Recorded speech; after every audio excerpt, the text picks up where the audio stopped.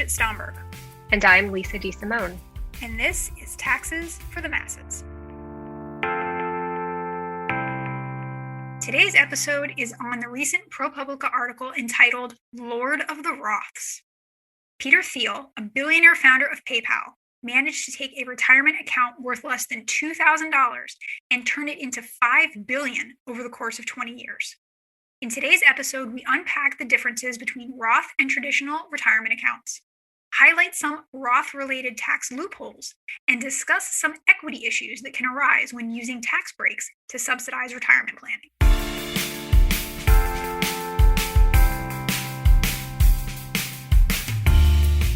Hello, B. Hello, Lisa. Today, we're discussing another ProPublica article from their secret IRS files. Dun, dun, dun. This one, cleverly titled Lord of the Roths. It details how Peter Thiel, one of the founders of PayPal, accumulated $5 billion in his Roth IRA. And the reason we're talking about this on a tax podcast is because as long as Thiel waits long enough to access those funds, he will not pay any tax. That is $0 in tax on $5 billion of accumulated wealth.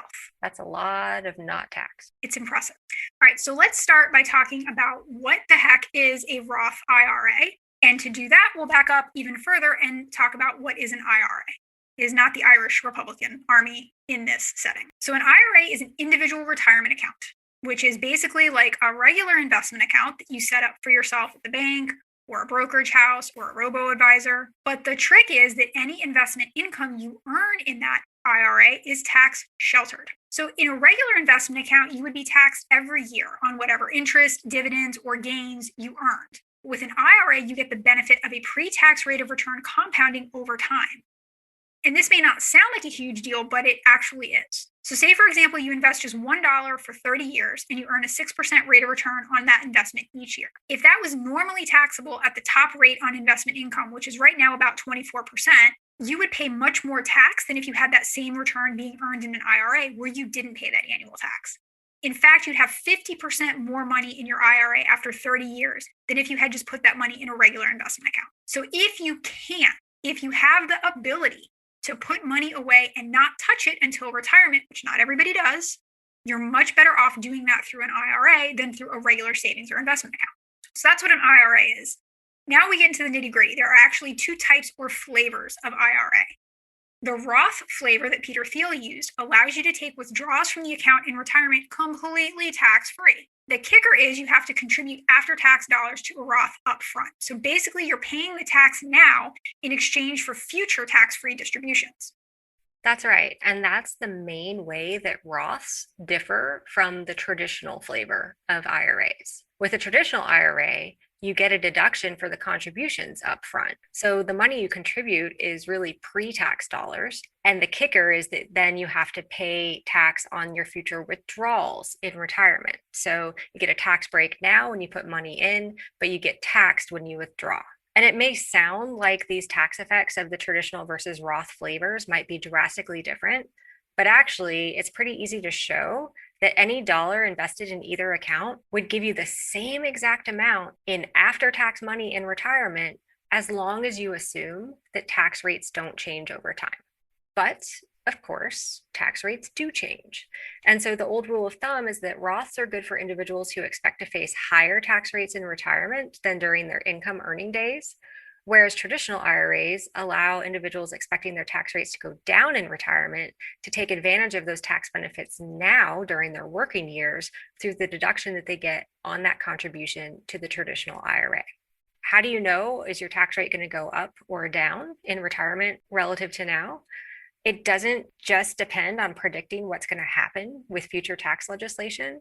It also has to do with how you expect your income in retirement to compare to your income now. But you can't forget Social Security income, investment income, and withdrawals from traditional retirement accounts are all going to count as taxable income in retirement. And so if you have a lot of those types of savings or income, your tax rate might actually go up.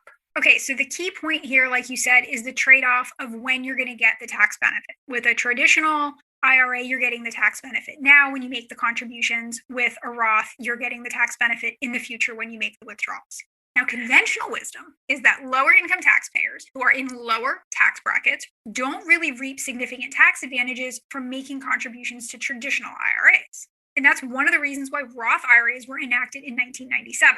As the story goes, Senator William Roth of Delaware wanted to restore the upfront tax deductions for contributions to retirement accounts, which had been repealed as part of the 86 Act. But it was going to be too expensive to give those tax breaks to everybody. So the compromise was to limit eligibility to those people with lower income.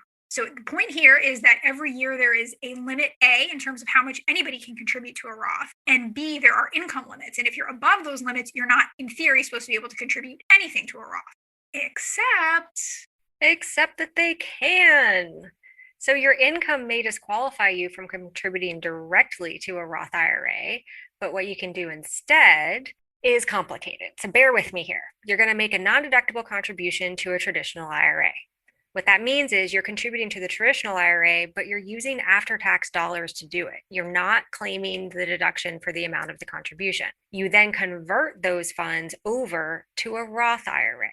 And the reason this works is there's no income limitation on contributions to traditional IRAs, and there's no limitation on conversions between traditional and Roth flavors of accounts. This is a widely used strategy. It's called a backdoor Roth.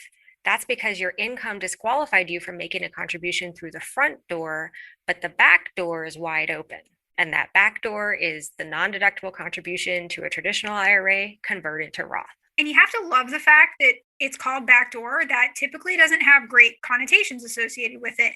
And yet, Congress and the IRS are perfectly well aware of the fact that individuals are doing this. So it's not really like anybody's hiding anything. We wrote a rule, but we're letting everybody break the rule. And we know that everybody's breaking the rule, and we're not doing anything to punish people for breaking the rule. Exactly. It's worth noting that retirement accounts offered to salaried employees by their employer, these are often called things like a 401k or a 403b, alphabet soup. It's the code sections that define them.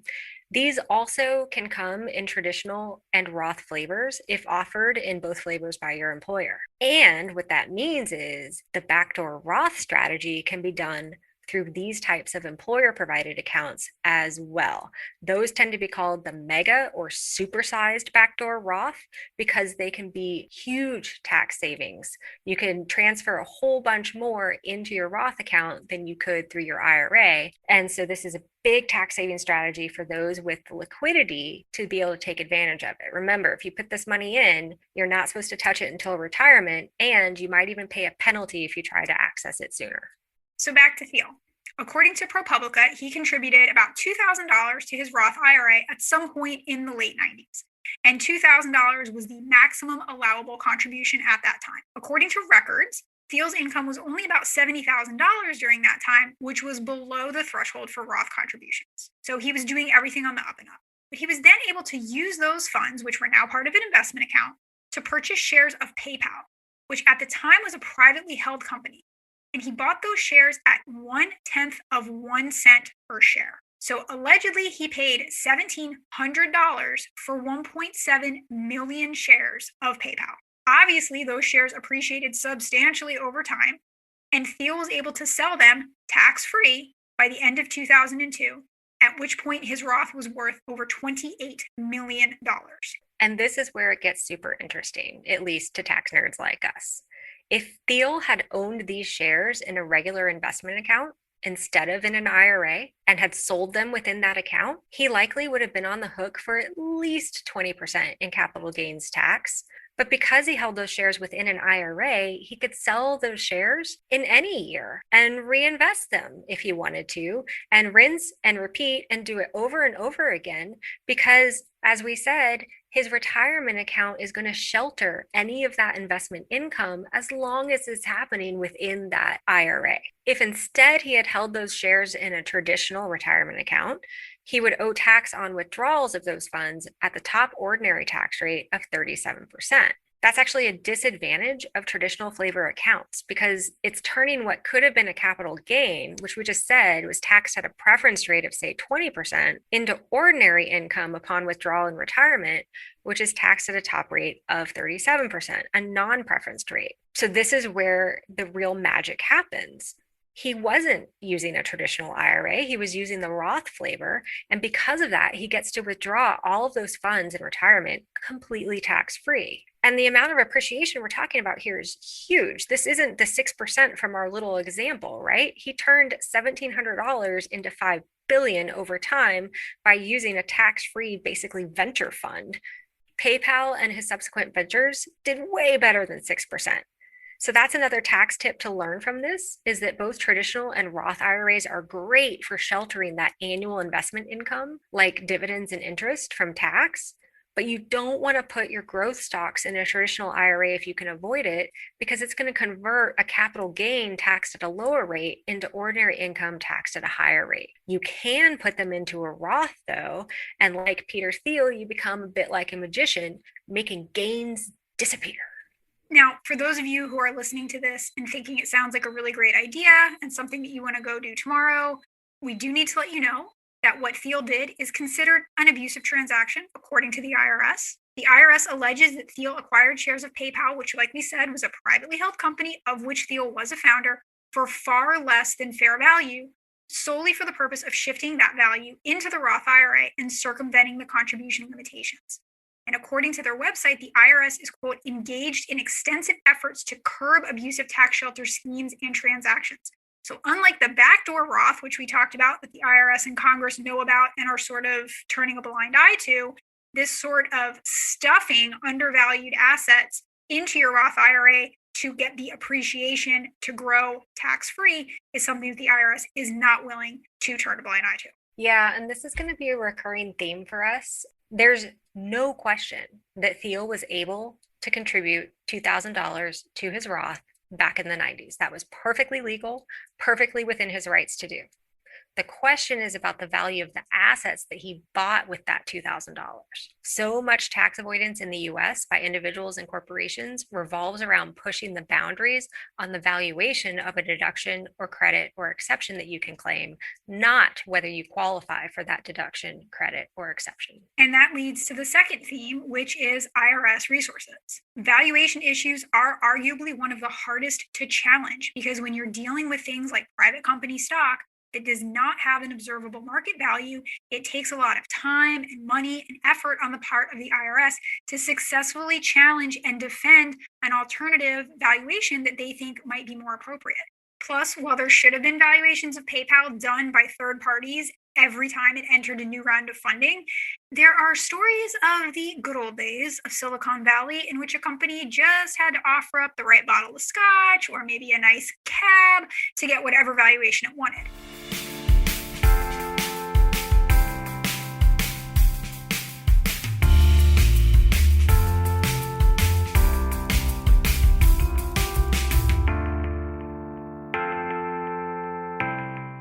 We've talked a bit about what a Roth IRA is. Let's shift gears a little bit and talk about the problems they pose from an inequality standpoint. Taking a step back, the whole issue of using tax policy to subsidize retirement savings gets thorny fast. In 2019, the median US household had retirement savings of only $65,000. And that means that 50% of households had more than that amount, and 50% had less than that amount. But the average amount of retirement savings was over $250,000. So what that means is that we have a skewed distribution, and the households that have more than $65,000 in retirement savings have a lot more than $65,000 in retirement savings. And this statistic, don't just love taxes, we also love statistics, highlights the first problem. You have to know about a Roth, and you have to know about the tax benefits that it provides, and you have to have the time and the money to open one. And lower income families, lower wealth families are just less likely to have all of that knowledge and money and resources. That's exactly right. It's the wealthy who are doing most of the savings. So Raj Chetty at Harvard and others have this really cool natural experiment that they did in Denmark.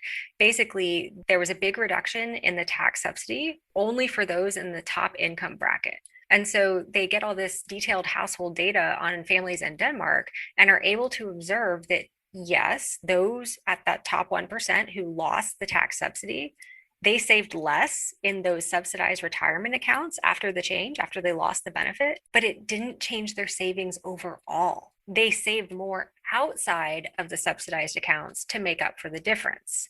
So the wealthy are going to save for retirement, whether you give them a tax subsidy to do so or not, which basically means that giving them a subsidy for doing something they're already going to do is just a waste of money. And it gets even worse because the less wealthy save less for retirement, presumably because, they just can't afford to do it.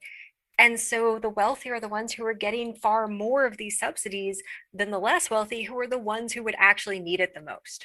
You're exactly right. And it's bringing us full circle back to the point of the Roth when it was established. It was to try to provide a tax benefit to those lower income taxpayers. Those are the ones who were prioritized when it was determined that we couldn't give that subsidy to everybody. But through these loopholes and abusive strategies, wealthy individuals are taking advantage of it. And to take that a step further, wealthy individuals also likely have more access to these exotic asset classes than less wealthy individuals. And again, Peter Thiel is a shining example of this. Not just anybody could invest in PayPal and buy shares for 1/10 of a cent before it was a public company. This was not an opportunity that was available to everybody, including probably some of the workers of PayPal. So wealthy individuals, such as venture capitalists, are more likely to have access to these private high yield investments, like Thiel's sweet PayPal deal and his subsequent ventures. And the wealthy also have a greater ability to pay for tax advice to evaluate whether a traditional or Roth IRA is optimal for them, as well as get advice on how to invest once they have money inside of these accounts. So another reason this gets thorny is because of intergenerational wealth. So wealthy individuals are more likely to be able to forego any distributions from their retirement accounts, which means they can transfer more of that wealth to their spouse or other beneficiaries in, say, children or grandchildren upon their death. Transfers to spouses escape taxation, and recent legislation requires some beneficiaries to start taking distributions from an inherited Roth, which helps limit but doesn't completely eliminate the intergenerational wealth transfer benefits of IRAs. And the amazing thing is that Thiel thought of this too. And in 2011, he became a citizen of New Zealand, which is a country that doesn't have an estate tax. So nice job. And I can't help but feel like there's a Lord of the Rings joke in here somewhere. Lord of the Roths, New Zealand. Unfortunately, I've never seen the movies, so I'm not going to attempt to do that. ... Challenge accepted. How about keep it secret, keep it safe? One Roth to rule them all. Am I supposed to understand what these things mean? You shall not tax. Legitimately frightened at this moment. She didn't understand any of that. I didn't. I'm sorry.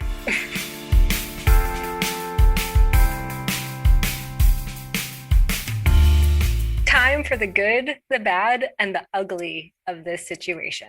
So once again, I'm going to play your resident tax nerd and focus on the educational opportunity that this article provides. You're such a professor right now. I know, I can't help it. But Peter Thiel's Roth, it's a perfect case study for the classroom to understand how to tax efficiently save for retirement. Here's the summary lesson of the day. 1, max out your IRAs and 401ks and 403bs if you can afford to do so, because you get to compound and grow that money at a pre-tax rate of return, which is far, far superior than having it compound and grow at an after-tax rate of return outside of those tax-sheltered accounts. Lesson 2, choose the traditional flavor of account if you expect your tax rate to decline in retirement, and a Roth if you expect your tax rate to increase in retirement. 3, put income producing assets in your IRAs and 401ks and 403bs, but you want to put those capital gains outside of your traditional IRA, put them in a Roth if you can. All right, so yes, this may be a great case study for tax efficient retirement savings, but it is also a great case study of abusive tax behavior, which is the bad. And there's plenty of reason to question whether we should even be offering tax benefit for retirement savings, given the inequality issues that we've discussed. In a turn, I'm going to try to be a little bit of an optimist here and say all hope is not yet lost, however, because a lot of people smarter than I think that there are ways to offer tax benefits for retirement savings while simultaneously preventing these abuses. So, for example, Bob Lord, who's the tax counsel to Americans for Tax Fairness, writes for inequality.org that there are ways to fix this problem. First, required distributions in retirement. As long as you're alive, there's no minimum required distributions for a Roth.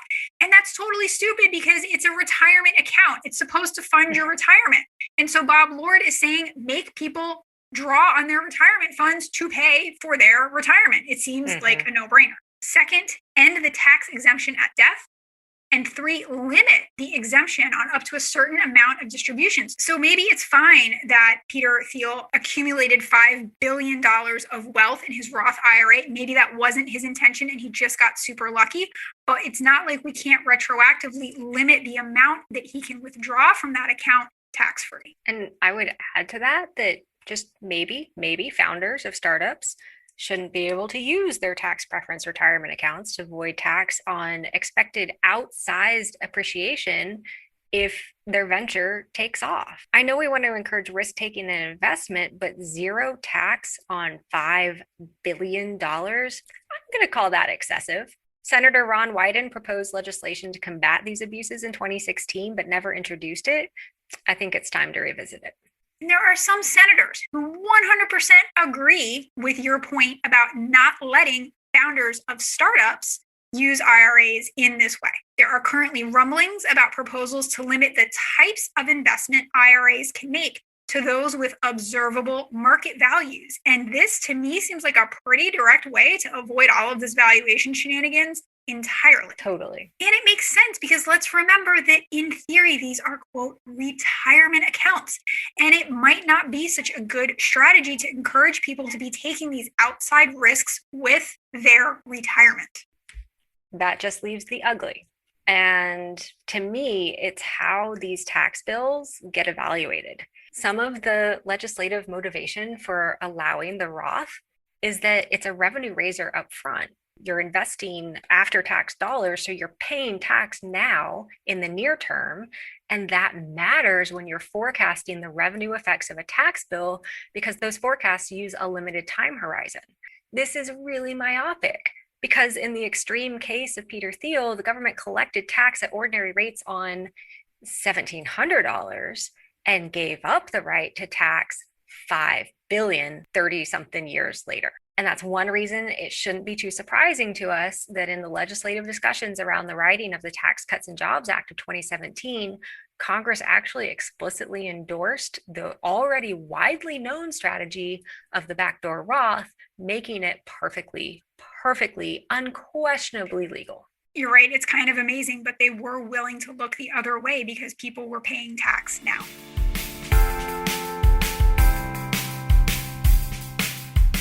Well, that's all we have time for today. I'm Lisa DeSimone. And I'm Bridget Stomberg. Be sure to join us for more tax nerdery on future episodes of Taxes for the Masses.